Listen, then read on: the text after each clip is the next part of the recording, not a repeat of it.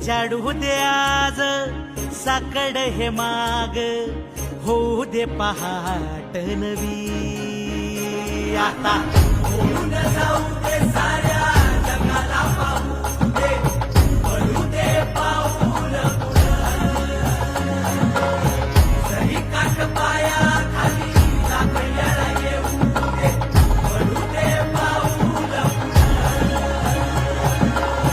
मोठी लढाई र लढू मातीसाठी र गड्या, मनगटाचं जोर लावून.